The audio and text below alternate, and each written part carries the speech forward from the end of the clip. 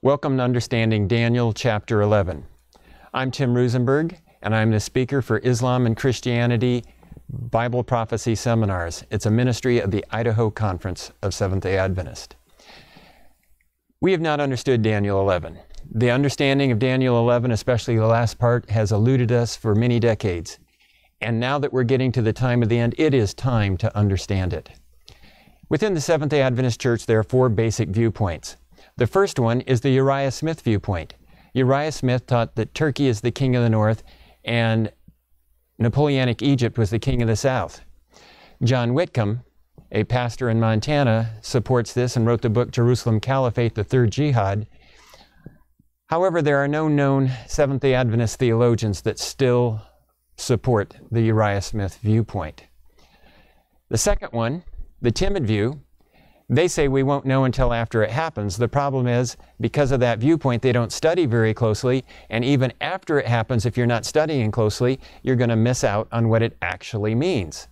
The third viewpoint is the one most widely held, probably in the Seventh-day Adventist Church, and that is the king of the north is the papacy, and the king of the south is communism or atheistic secularism. However, based on this viewpoint, really based on the writings of Louis Weir and Hans Laurendale, the idea is at the cross, everything changed from literal to symbolic. Just remember, Uriah Smith, everything was literal. Now we're moving from literal to symbolic. Except when Jesus is quoting Daniel 9 about the fall of Jerusalem, he says it's literal, and that's in 70 AD, which is after the cross. There's a problem with the traditional viewpoint. Now some of us are going to a fourth viewpoint, which is the king of the north is papal-led Christianity and the king of the south is Islam. This actually matches Jesus' description of Daniel and about the fall of Jerusalem. It is both literal with a worldwide, global religious application. So it is both literal and symbolic religious, and on a global scale. Now, in this one, it's pretty simple. Most of us understand Daniel 2 and Daniel 7, Babylon, Medo-Persia, Greece, Rome, and the divided Roman Empire with the little horn. If you know those, you actually know who the king of the north is all the way through Daniel chapter 11, because each one of these powers invades Israel from the north. First off, we have Babylon. In the Babylonian Empire, they come from the east, but because there's a desert between Israel and Jerusalem, they travel north on the Euphrates River Valley, north, and then they drop from the north down on Jerusalem, and thus they're invading Jerusalem from the north. Jeremiah chapter 1, talking about Babylon, said that they would be invading from the north. So the biblical definition isn't where the capital is, that's what Uriah Smith said, but the biblical definition is which direction do they invade from. So in Daniel 2 and 7, we have Babylon coming in. But Daniel 11, verse 2, starts with the Persian Empire. The Persians followed the same route as the Babylonians and entered Israel and Jerusalem from the north, and Jeremiah calls the Medes and the Persians an assembly of great nations from the north. So again, they already have the title of a kingdom or of the north in Scripture. Then Alexander the Great comes in from the north. His kingdom divides four ways, but in Daniel 11, he only cares about two of them, and those two are the Seleucid to the north and the Ptolemy to the south. The black is the Seleucid, the blue is the Ptolemy. They fight back and forth for centuries, and Jerusalem gets caught in the middle. Then the Romans come in from the north, so they take over. And this is the time of Jesus. In Daniel 11:22, talking about Israel, with the force of a flood, they shall be swept away from before him and be broken, and also the prince of the covenant. And the prince of the covenant is Jesus. Now, an interesting thing, God's people have always gotten caught in the middle between the north and the south, just like the Seleucid and the Ptolemy. Well, there are 45 verses in Daniel 11, and Jesus dies in verse 22, which means Jesus dies right in the middle. He's going to end up being with his people caught in the middle, and at the end of it, he rescues his people caught in the middle, and since he died in the middle, he knows what it's like. He's with us. So the big thing is here, make sure you're trusting in Jesus. It's not just about geopolitics, but if you know all there is to know about Bible prophecy and you don't know Jesus, you're going to be in big trouble when he returns. And if you're afraid of end-time events, it means you need to be falling in love with Jesus and trusting him more, because end-time events are all about meeting Jesus when he comes again. Now, after the time of Rome, the Roman Empire breaks up. Daniel says in chapter 7 that it breaks up 10 ways. And chapter 2 has 10 toes. However, in Daniel 11, just like consistently before it, he only cares about two, the north and the south. And we have Christian north, Islamic south. And who gets caught in the middle? Jerusalem and God's people. Now, the interesting thing is, if you're looking at the new covenant is with the house of Israel. And when we accept Jesus as our Lord and Savior, we become a new covenant Christian or a part of Israel. Thus, we will get caught in the middle all over the world. Doesn't matter where you are, you will be caught in the middle between these two powers. Let me show you that it's not just on the map, but it's also religious or spiritual. We have the day of worship for Israel. It's the seventh-day Sabbath. But the king of the north, the papal system, did not want to be called Jewish or Israelite, so they changed the day of worship from Sabbath to Sunday. While the king of the south didn't want to be called Jewish or Israelite, changed the day of worship from Sabbath to Friday. So where did God's Sabbath-keeping people just get caught? In the middle. But not just in Jerusalem, all over the world, they're caught in the middle. In the Philippines, the Muslims hold the southern part of the islands, the Catholics the northern part, and God's people get caught in the middle. Nigeria, it's flipped. The Muslims have the northern part, the Christians have the southern part, and a Sabbath-keeping Christian that's serious about the Bible can get in trouble anywhere. And that's just the way it is. Have you ever heard that maybe someday the day of worship would be a sign of which side we're on? I'm here to tell you it already is. God's people have been caught in the middle on the Sabbath for a long time. Don't keep waiting for the Sabbath to be a sign. I think it already is. Now, in Daniel 11, after the time of Jesus and the broken up, divided Roman Empire and the North-South conflict, there are three conflicts. The first one is Arab Islam and the Crusades. That's verses 25 to 28. The second one is the Ottoman Islamic Empire, which is 29 to 39. It also describes the Reformation during that time period. And then the third and final one is radical Islam at the time of the end, and that's verses 40 to 45. People are often asking me, Tim, are the Muslims and the Christians worshiping the same God? I would suggest you never answer that with a yes or no. The reason is Jesus' definition of a real Christian. He said his real disciples, his real followers, would love their enemies and do good to those who persecute them. So here's a quick question. Was it the Crusaders or the jihadists that actually loved their enemies and did good to the other side? Well, the answer is neither. So here's my answer. There are many Christians and many Muslims who are worshiping the same false god of force, fear, and anger, do it our way or else. There are also some Christians and some Muslims who either found or are in search of the true God of love, truth, peace, and forgiveness. I can support that from Daniel 11, I can support it from other parts of the Bible, and I can support it by what's going on in our world today and what God is doing. Now we can graph this out, and we have the graph here, and in this graph it shows Arab Islam up through the Crusades, Ottoman Islam, and the time of the end. Now you need to understand something.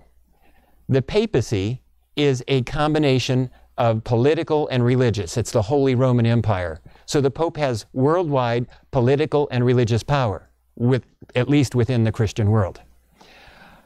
On the other hand, during the first conflict, we had Arab caliphates. The second one, we have Ottoman caliphates, and then a time of the end caliphate. A caliphate is much like the papacy. A caliph, the one in charge of a caliphate, has both political and religious power for all of Islam, and he considers that he will someday rule the world, just like the Pope says he will rule the world. Thus, there's not room for both of these guys on the same planet at the same time, because they each want to control the whole world. So every time we have a caliphate, the Pope calls for a holy war. By the way, my definition of a holy war is when both sides act like the devil in the name of God. And if you're acting like the devil, you are of the devil. It's pretty simple. Now, the second conflict here is the Ottoman Empire, and then in the time of the end, we have a third and final conflict, which is followed by tidings from the east and the final warning message, often called the loud cry by some of us, just before the judgment closes and the 7 last plagues happen. Now, in Daniel 11:29, when it's introducing the Ottoman conflict, it says, "At the appointed time he shall return and go towards the south, but it shall not be like the former or the latter." Now, this verse is a problem for all the viewpoints other than the Islamic as the king of the south viewpoint. The reason is the king of the north and the king of the south in this verse, in the former one, starting back in verse 25, the latter one down in verses 40 to 45, it's the same north, same south all the way through based on the Hebrew. So you've got to have a power, the same north and the same south all the way from verses 25 to 45. And so this one fits with Islam. But it goes on to say that he would go back towards the south, but it would not be like the former. And it goes on to say why. "For ships from Cyprus shall come against him. Therefore he shall be grieved and return in rage against the holy covenant and do damage. So he shall return and show regard for those who forsake the holy covenant." So we have a map here. And we had the Muslims pushing up, and during the Ottoman phase of the second conflict with Islam, they take Constantinople and they're pushing up into Europe. And as they were doing that, right in the right-hand upper corner of the Mediterranean, there's the island of Cyprus. And the Muslims, the Ottoman phase of the Muslim Empire, the Turks, were out to conquer Cyprus. It had been a naval base for the Christian powers. And the Pope says, no, we can't let them have that. And he calls for the Holy League. During the first conflict, he called for the Crusades, and the Christian world backed him because they hated Islam or were afraid of it. Now, with the Ottomans pushing, he calls for war again, and he gets it because, once again, they're afraid for war of the Muslim Empire. So he calls for the Holy League, and their goal is to go and save Cyprus and then go take Jerusalem. Except it said he's going to be stopped by ships from Cyprus. And it goes on to say he will return in a rage when he comes home and fight against the covenant. Well, the Muslims sent their fleet of 300 ships down to Cyprus. They finished taking Cyprus. The Christians got their fleet of 300 and some ships going, and the two fleets met together about halfway between Italy and Cyprus in the Battle of Lepanto, one of the largest naval battles of all time. And in just a couple of hours, somewhere around 50,000 men died in that conflict. The Christians won it, but they were so badly damaged that they returned home. And here we have a picture that was painted and put up in the Vatican showing the two fleets, and you can tell that the Muslim fleet's on the right because that's where the skeleton is. They died. And the Christian fleet won, but they were not able to retake Cyprus. The Muslims held it, and they didn't get on to Jerusalem. But the prophecy said they will return in a rage against the covenant. And the very next year, the next picture that's put up in the Vatican to commemorate things is this painting celebrating the St. Bartholomew's Day massacre, when the papacy and their leaders in France double-crossed the Huguenots, and they came together for a celebration, and they were told they would be safe, and then they were massacred. And just in a few days in Paris and around that area, 70,000 Bible-believing Huguenots were killed, and they put up this painting to celebrate it. So Daniel 11 says he'll return towards the south. He'll be stopped by ships from Cyprus, and those ships had just come from Cyprus. And then he'll return in rage against the covenant and those who are following it, and St. Bartholomew's Day massacre happens. And the Vatican put all this on their walls in the sequence that Daniel said. Daniel never misses the detail. And it's not just a literal, which you can see, but it's also a part of a globalized conflict now between these two powers, one of which is papal, that claims to be a world power, and one of them is Islam, which claims to be a world power. And God's people get caught in the middle. Now let's take a look at the third and final conflict. Daniel 11, 40 to 43. At the time of the end, the king of the south shall attack him. That would be Islam. And the king of the north shall come against him like a whirlwind. That would be the papacy coming back, with chariots horsemen and many ships. He shall enter the countries, overwhelm them, and pass through. I want you to notice it's like a whirlwind. It will be a relatively short conflict. I'm really glad for that because the first two took centuries. I'd rather get out of here a lot faster this time. He, the king of the north, shall also enter the glorious land, that's Israel, and many countries shall be overthrown, but these shall escape from his hand, Edom, Moab, and the prominent people of Ammon. He shall stretch out his hand against the countries, and the land of Egypt shall not escape. He shall have power over the treasures of gold and silver, and over all the precious things of Egypt. Also the Libyans and Ethiopians shall follow at his, the king of the north's heels. Oh, I want you to notice something. What places have we just mentioned? Edom, Moab, and Ammon, that's western Jordan. Egypt, Libya, and Ethiopia. Folks, are those the Muslim world or some kind of communist or secular world? Well, that's pretty clear. That's the Muslim world. The context is screaming at us, the king of the south is Islam. Well, if we look at our chart again, you'll see the black line by the number 3, and it goes down. Radical Islam, Egypt and many countries go down.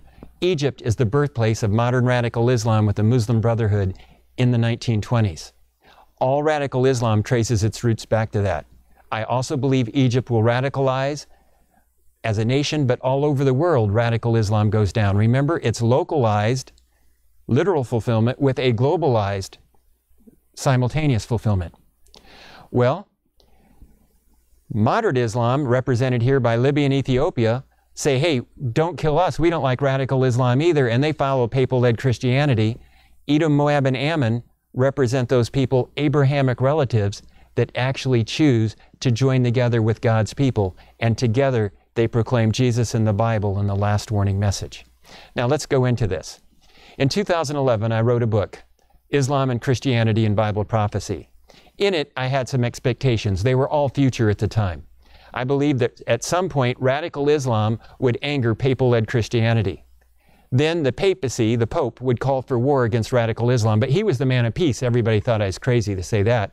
But I knew in history, he did it at the Crusades and at the Holy Leagues. Number 3, the U.S. and their allies would be the military enforcer. I get that from Revelation 13. Number 4, radical Islam would be overthrown. Moderate Islam would follow papal-led Christianity.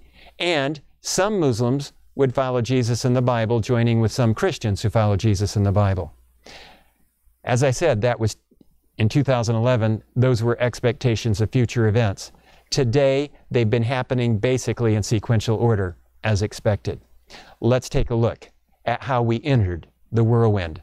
The following news quotes will be in date order. I'm not rewriting this. This is the whirlwind unfolding.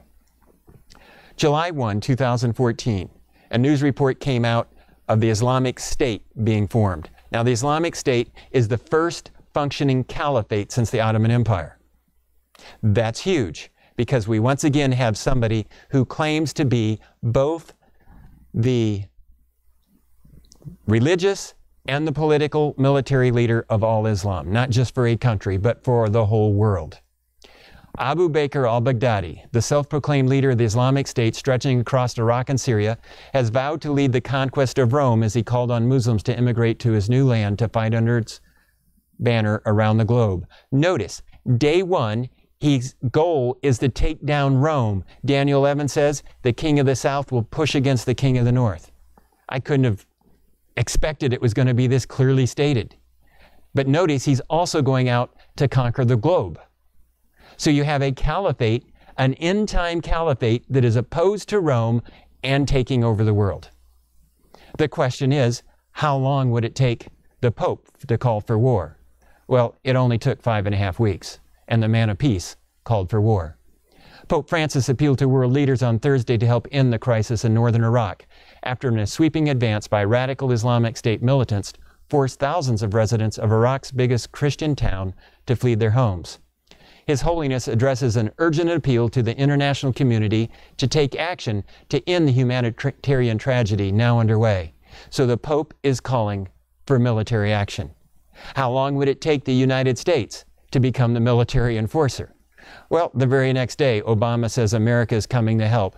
And within 36 hours of the papal call for action, the United States began to bomb the Islamic State, which they had never bombed before. So you're seeing that this isn't just a figment of somebody's imagination. This is real stuff. It's happening right in front of us, but most Christians are sleeping right through it. As if we don't know. Why? Because so many people thought it was too hard to understand Daniel 11 and were not paying attention.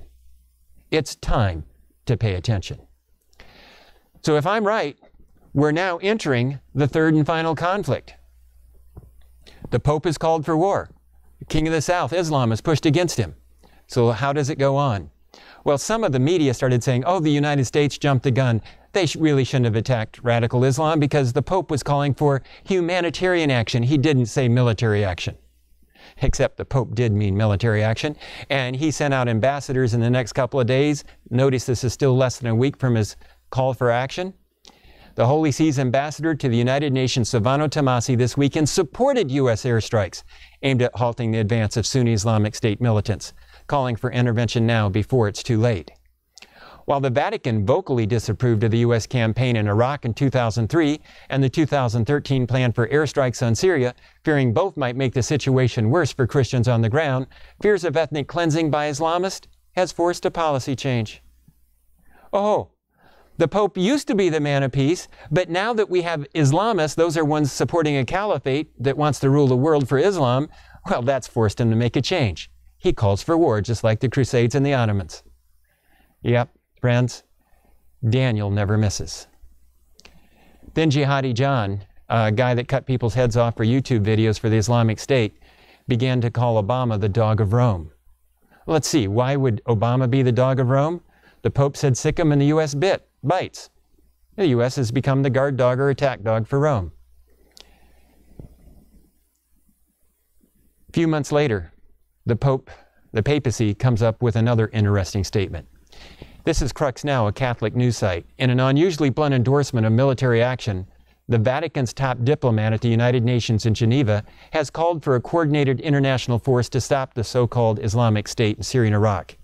He said the joint statement originated with Russia, which traditionally sees itself as a protector of Orthodox Christians in the Middle East.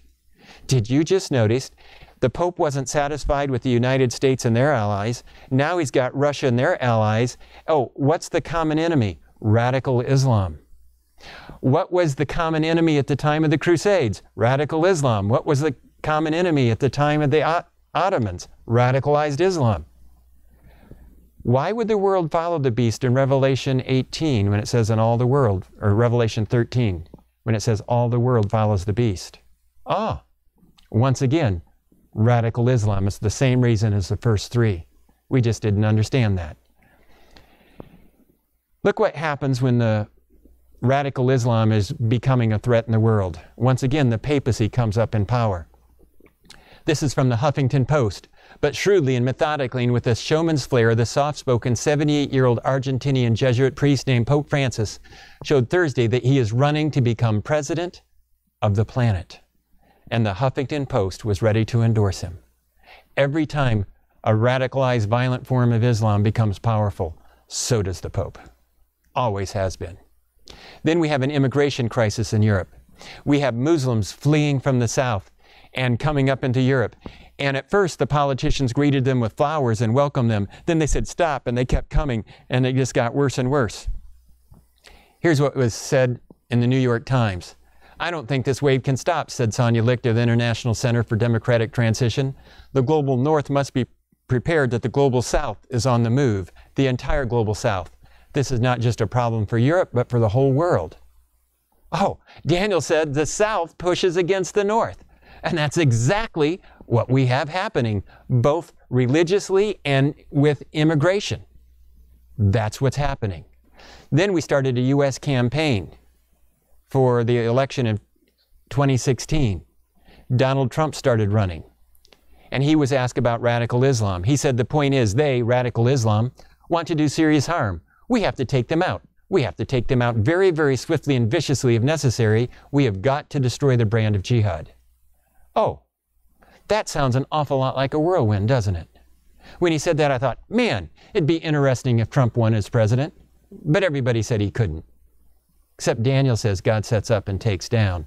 And God put the guy in that's doing what Daniel 11 said is going to happen. During his inauguration, look what he said. We will reinforce old alliances and form new ones, and unite the civilized world against radical Islamic terrorism, which we will eradicate completely from the face of the earth. And in Daniel 11, in that 2011 book, we said expect that radical Islam would be destroyed all over the world, globally.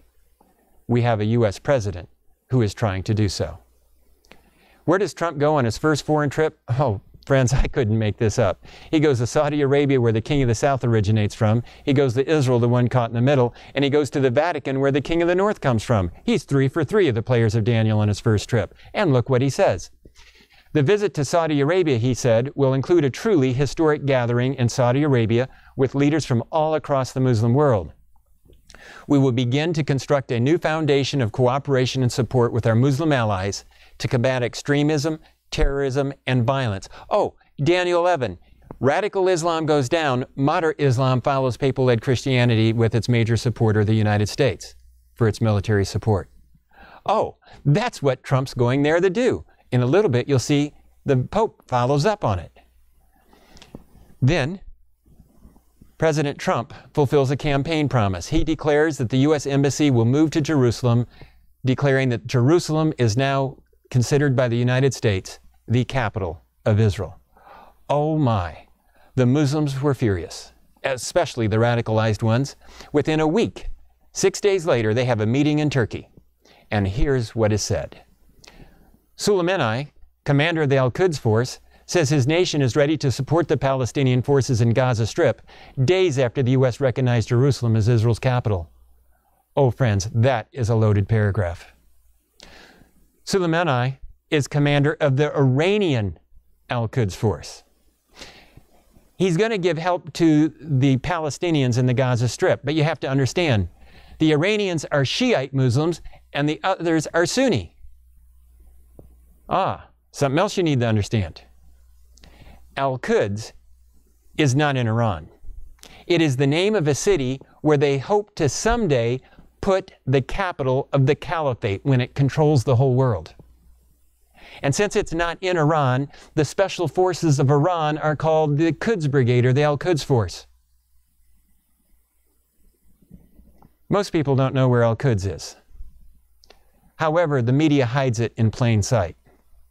Notice at the bottom of the screen, Jerusalem.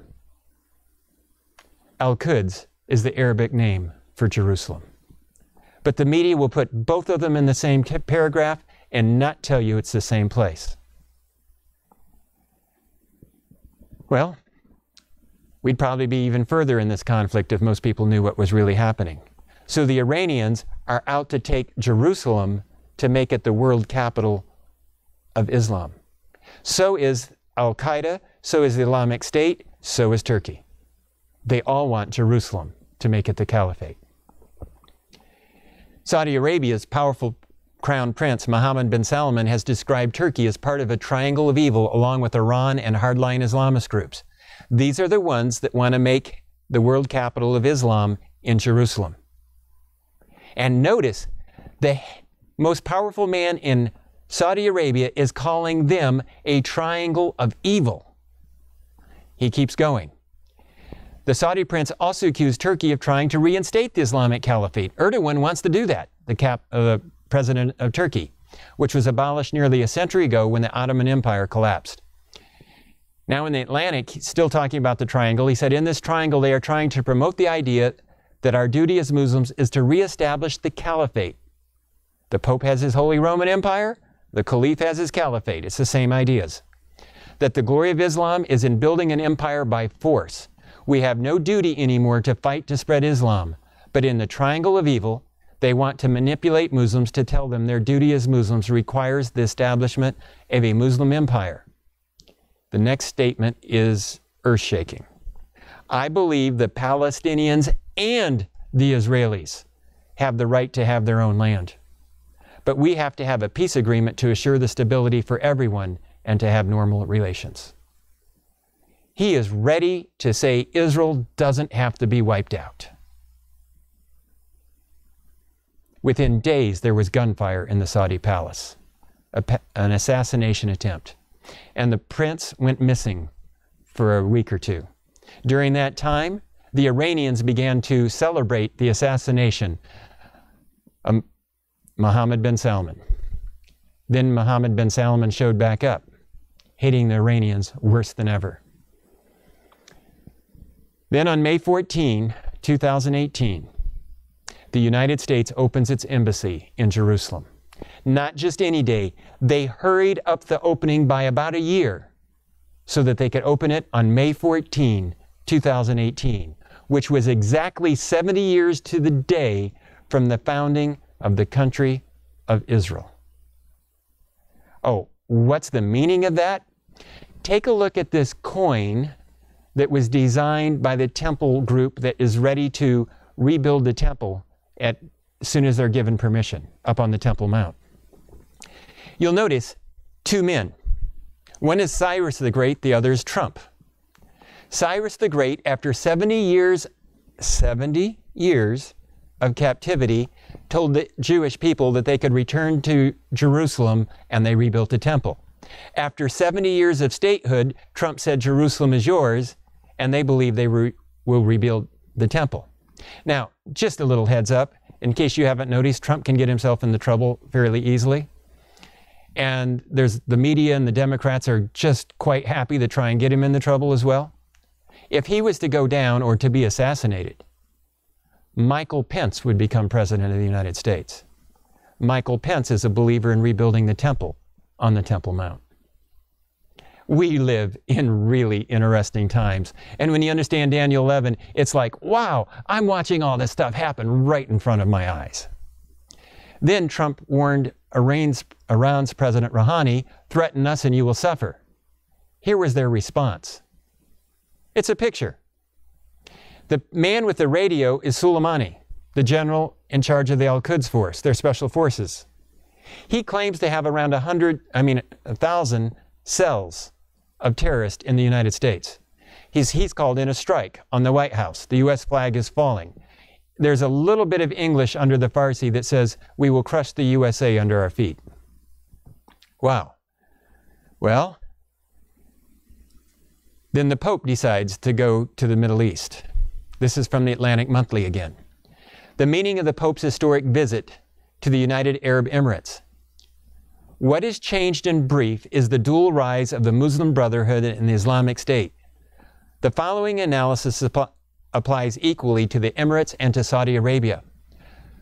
Facing direct challenges, the Gulf states calculated that they could no longer appease Islamists. Those are those who want to set up a caliphate in Jerusalem, remember? And they should instead crush them. Remember 9/11? Most of the terrorists came from Saudi Arabia. They were tolerating them then, now they're crushing them. That is precisely what they have done both in the UAE and in Saudi Arabia. The institutional authorities of Islam and the political authorities with which they are aligned have just bought themselves an institutional ally, if not a theological one. Whether the alliance keeps the theological barbarians at bay is another question. Here is the Atlantic Monthly explaining that the so-called moderate anti-caliphate governments in the Middle East, Muslim governments, have made an alliance with the papacy because they don't like radical Islam. That's exactly what Daniel 11 said was going to be happening. Folks, we're watching it happen in front of our eyes.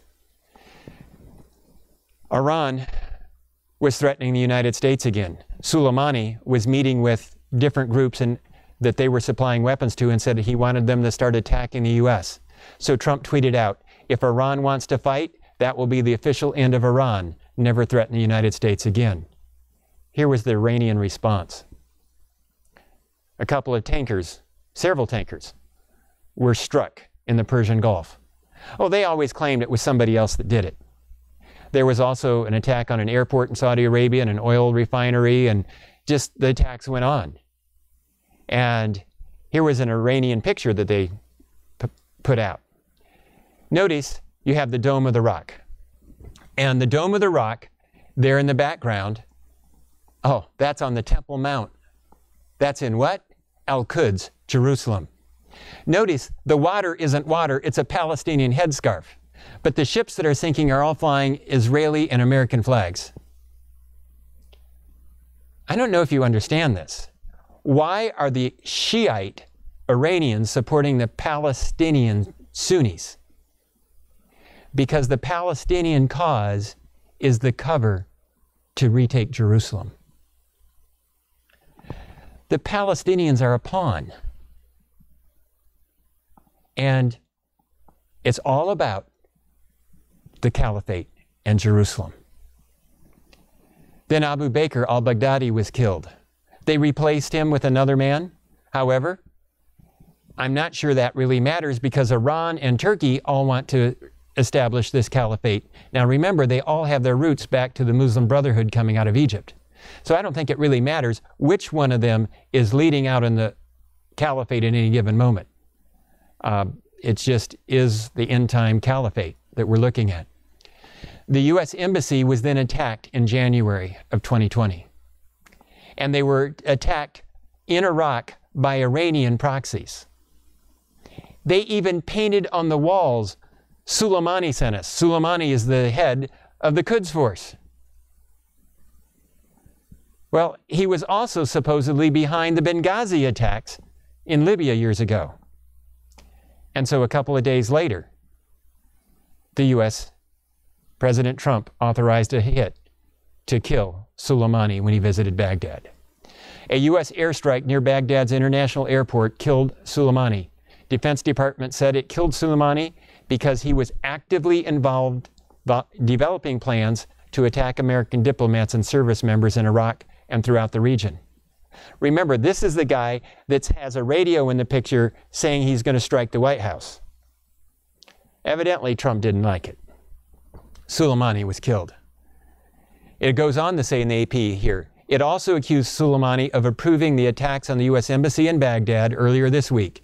Soleimani led the paramilitary Revolutionary Guards Quds or Jerusalem Force, one of the few times I've ever seen the media actually identify it correctly. But that time they did. The Pope doesn't mind criticizing President Trump. However, on the killing of Soleimani, all they did was say, yeah, Soleimani's not a very good guy, he's a bad actor. We hope it doesn't cause any problems for Christians in the Middle East. As a friend of mine said, the papal silence was deafening. Remember, the Pope called for war, military action against radical Islam. Soleimani was a radical. Then, on January 7, this was off of a website called the Drudge Report. Each one of these lines are different headlines. And I just took a copy of what was there that day. The U.S. and Iran came within just a hair's breadth of war that night. The Iranians openly retaliated against the United States, not through any kind of their intermediaries, but they came directly at the United States. Thankfully, no Americans were killed. At the time, the president said nobody was injured, but as time went on, we now know that up to about 100 of them received concussion-type injuries from being too near bombs that were blowing off. We are not far from war still. That could go back at any time. Take a look at what was said still in January at the Al-Aqsa Mosque. That's up on the Temple Mount, folks. Siam, the preacher, can be seen telling the enthusiastic crowd that 3 prophecies will soon be fulfilled, that the rightly guided caliphate, that's the worldwide Muslim group, will be established, that Jerusalem will be the liberated and established as its capital, and that Islam will achieve world domination. Oh, they have not changed their plans. It's getting clearer and clearer, even in news stories. January 28, 2020, the Trump peace plan was announced and released. Netanyahu came to Washington, D.C., along with his political opposition in Israel, for the unveiling of it. The opposition was swift from the Palestinians. But at the same time, take a look at what else was happening. Netanyahu secretly meets with Arab Muslim leader of Sudan to discuss normalizing relations. Dramatic breakthrough with key former enemy. The dramatic development underscores the point I've been making to reporters in recent weeks. Despite intense resistance by the Palestinian leaders such as Mahmoud Abbas to peace talks with Israel, there are a growing number of leaders in the Arab world interested in taking steps towards normalization with the Jewish state. Khomeini, this is the real religious and political leader of Iran. He calls for Palestinian jihad on Israel after the Trump peace plan. Remember, they want to go to war, but they've been arming the Palestinians, and now they're saying use those weapons and go to war. He says the remedy for the plan is bold resistance by the Palestinian nation and groups in order to force out the Zionist enemy and the U.S. through jihad, Khomeini tweeted. The Iranian leader called on all other Muslims to support the Palestinian war on Israel. It's to be a pan-Muslim world effort. Khomeini called on Arab states willing to consider the plan in a positive light, such as the United Arab Emirates, Saudi Arabia, Egypt, and others. He called them traitorous and incompetent. Remember, Daniel 11 says, radical Islam gets wiped out, moderate Islam joins with papal-led Christianity in the U.S. Folks, you're looking at it. Now, there is one part on this news story that I'm going to tell you is going to flip based on the prophecy. And that is Egypt is overthrown, which means it must radicalize. Egypt is very close to flipping. You see, in the last free election, the Muslim Brotherhood won the election in Egypt. And currently, El-Sisi, the military strongman dictator, is hated especially by the young people of Egypt. And the only reason there aren't demonstrations is anytime somebody demonstrates, they're never seen again, or maybe they're just not seen for weeks or months while they're being tortured. That is not making the young people like their government any better. So that one piece, I think, will flip, because Daniel 11 says Egypt and many countries go down. And then we have this interesting news going on here in early 2020. The most devastating plague of locust in recent history could come within weeks, UN warns. Climate change and al-Shabaab extremists contributed to circumstances that could produce crippling swarms of locusts in Somalia and East Africa. Where did this desert locusts come from? They originate out of Saudi Arabia. And in Revelation 9, God uses locusts to represent the scourge of Islam pushing out into the world. And now when we're on the verge of radicalized Islam doing that all over again, suddenly God's symbol of radical Islam is a scourge in the literal sense again? Is this just a coincidence or not? I don't know, but I'm wondering. I'm really wondering. So what do we have? We have this third conflict. Radical Islam pushes against papal-led Christianity. They're overthrown. Moderate Islam follows. And we have some that take a stand for Jesus. Take a look at what it says. But news from the east and the north shall trouble him. Therefore he shall go out with great fury to destroy and annihilate many. And he shall plant the tents of his palace between the seas and the glorious holy mountain. Yet he shall come to his end, and no one will help him. Okay.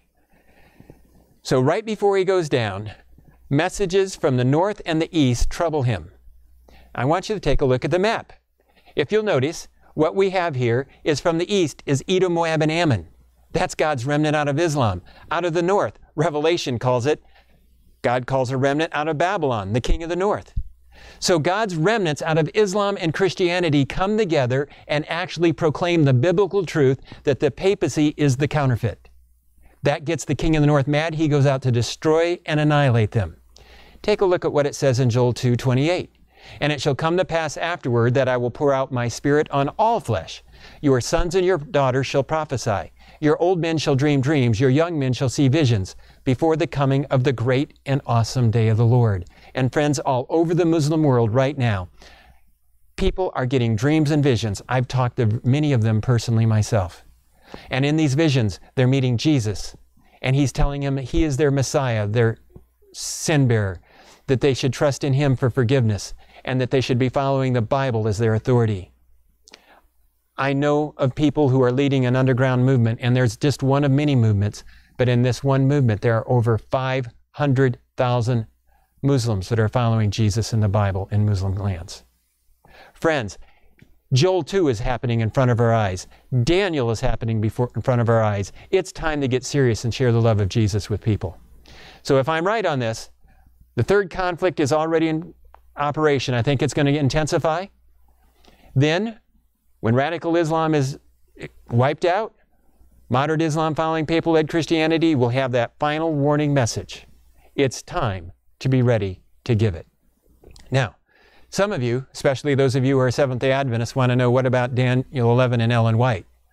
How does it relate to Ellen White and the loud cry, the final warning message? Well, some interesting statements. I've actually had some people say, you know, Tim, if Ellen White did not explain a future conflict between Islam and Christianity, then it's not really important. We can ignore it.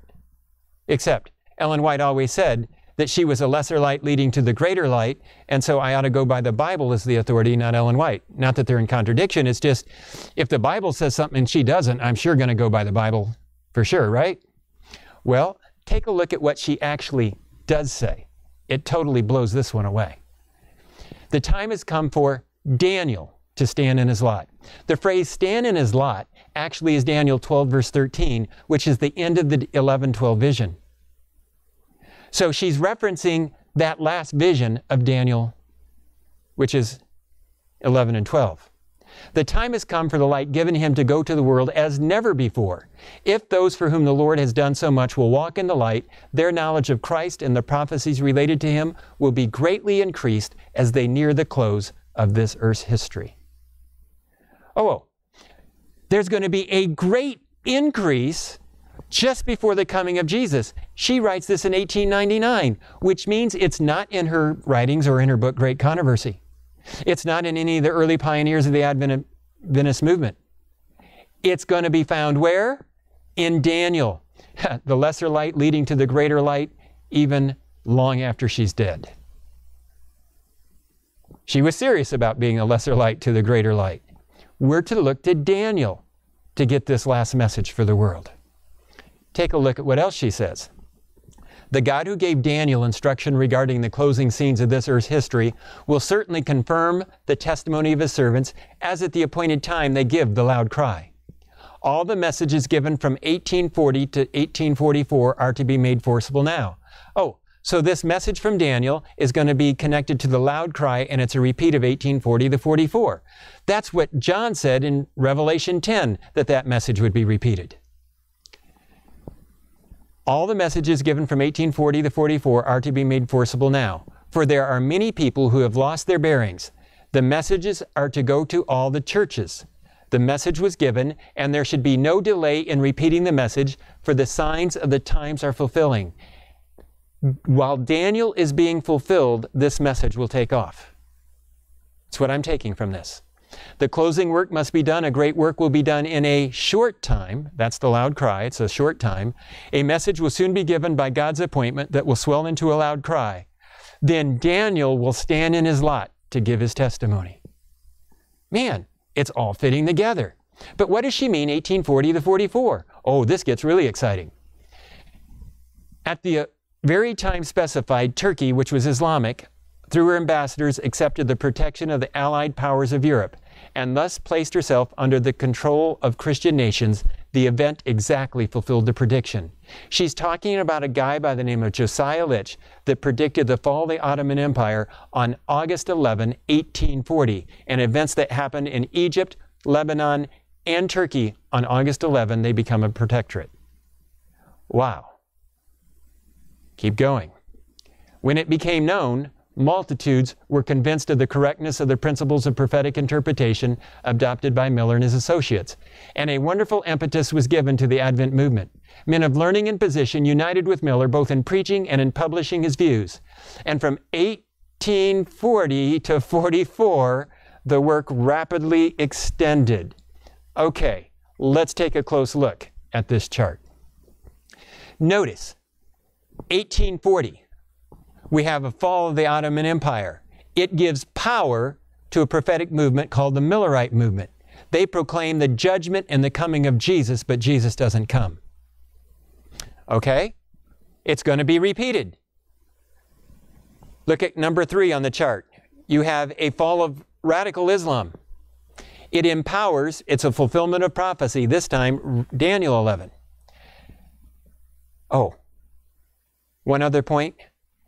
The fall of the Ottoman Empire on the 1840s was based on a time prophecy. Revelation 10 says on the repeat, there is no more time. So this time it's a fulfillment of Bible prophecy, Daniel 11, with no time prophecy. It empowers a prophetic movement called the loud cry, the final warning message, that proclaims the end of the judgment, and Jesus does come. Is that not a repeat? Folks, everything's now fitting. Daniel 11 is the prophecy for the end time, just like Daniel said. I think it's time to take Jesus and the Bible seriously. Where do you stand with Jesus? You better make sure that you're committed to Him. Also, I think it's time to really study Daniel chapters 11 and 12. Also, you can take our books and videos and other things, share them with other people. Share this message everywhere you can. Learn it. Share it on your own. We do seminars. We do public ones. You can do a home one. Grab our DVDs and do it. We've got lots of materials on our website. But most of all, be praying for yourself and for others. And if you want any of our materials, you can get them from our website. But folks, I think we're almost to the end of the third conflict. I think it will intensify some more.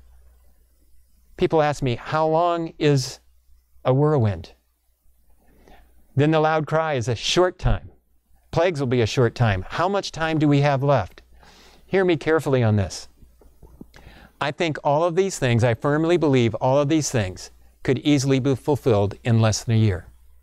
On the flip side, God can put a hold on things. And you need to be ready to die of old age first. So if you're not ready to be out of here in less than a year, or to die of old age even if you're fairly young, you're not ready. You've got to be ready for both. But I really think we need to be preparing to share this message everywhere and to begin doing it. Our website, islamandchristianity.org. We have a web store there. Books and DVDs are available. You can share that, and you can watch our full 10-hour seminar right there for free if you want. But whatever you do, make sure you're trusting in Jesus and following the Bible.